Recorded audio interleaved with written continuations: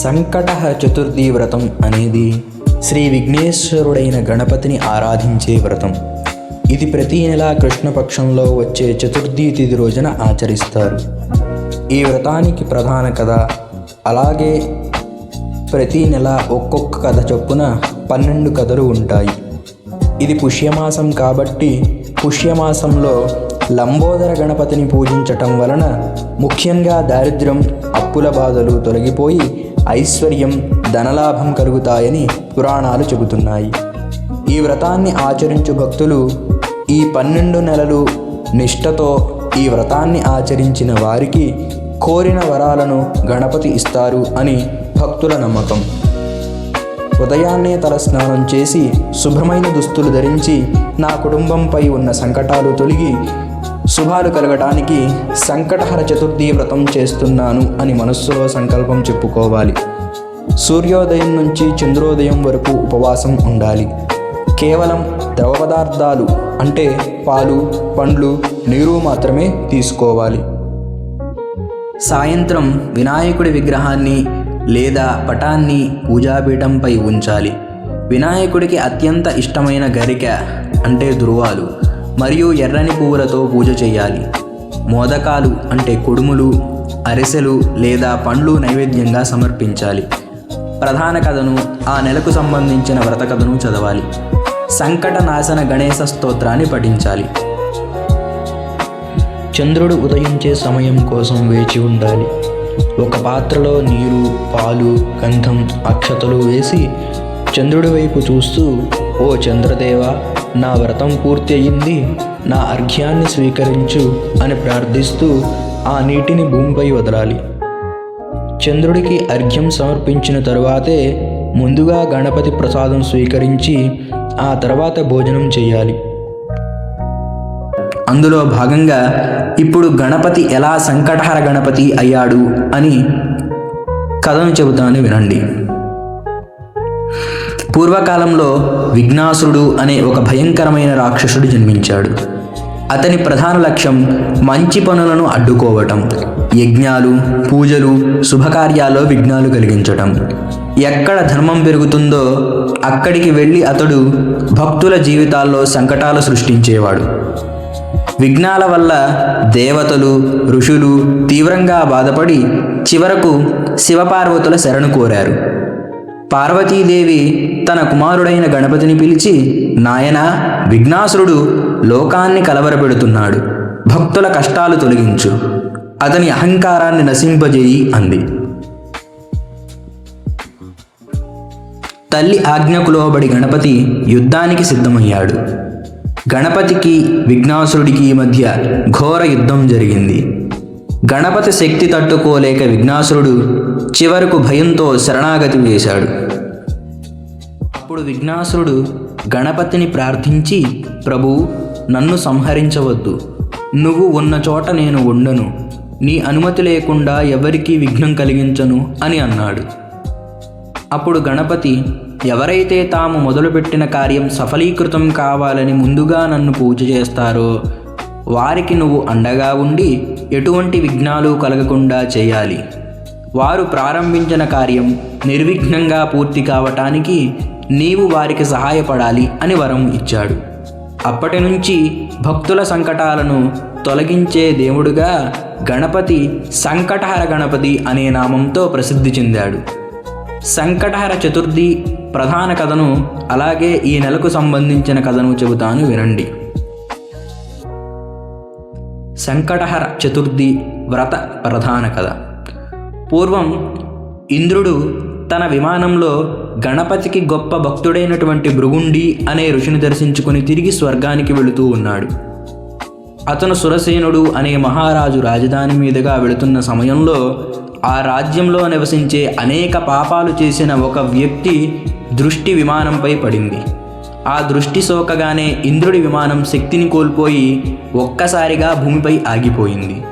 విమానం ఆగిపోవడం చూసి ఆశ్చర్యపోయిన సురసేన మహారాజు వెంటనే ఇంద్రుడి దగ్గరకు వచ్చి నమస్కరించి విమానం ఎందుకు ఆగిపోయింది అని అడిగాడు.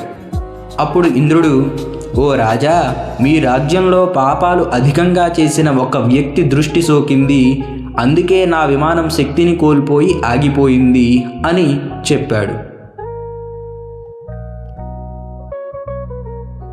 అలాగే నిన్నటి రోజున అంటే చతుర్థి తిథి నాడు ఉపవాసం ఉండి పుణ్యం సంపాదించిన వ్యక్తి తన పుణ్యఫలాన్ని నాకు దానం చేస్తేనే నా విమానం తిరిగి బయలుదేరుతుంది అని చెప్పాడు.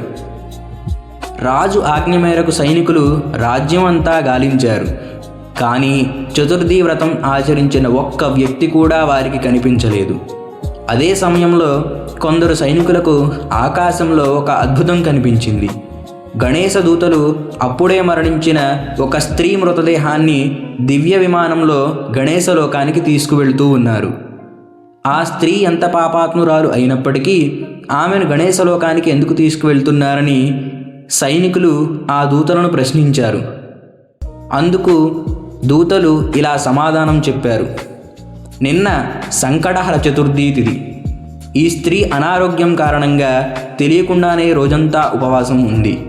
రాత్రి చంద్రదర్శనం అయిన తర్వాత నిద్రలేచి కొంత ఆహారం తీసుకుంది.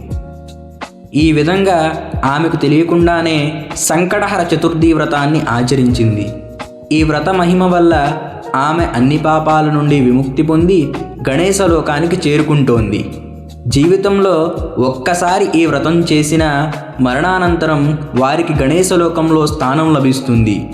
ఈ మహిమను చూసిన ఇంద్రుడు ఆ స్త్రీ పుణ్యఫలం ద్వారా తన విమానాన్ని తిరిగి బయలుదేరేలా చేయమని అడిగాడు. అయితే గణేశ దూతలు నిరాకరించారు. చివరికి గణేశ దూతలు ఆ స్త్రీ మృతదేహాన్ని మోసుకుంటూ ఆగిపోయిన ఇంద్రుడి విమానం పక్కగా వెళ్ళారు. అప్పుడు ఆ మృతదేహంపై నుంచి వీచిన గాలి ఇంద్రుడి విమానానికి తాకింది.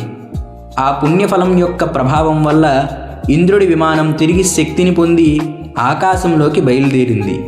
ఈ అద్భుతాన్ని చూసిన మహారాజు సురసేనుడు సంకటహర చతుర్థి వ్రత మహిమను తెలుసుకుని తన రాజ్యంలో ప్రజలందరూ ఈ వ్రతాన్ని తప్పకుండా ఆచరించాలని ఆజ్ఞాపించాడు.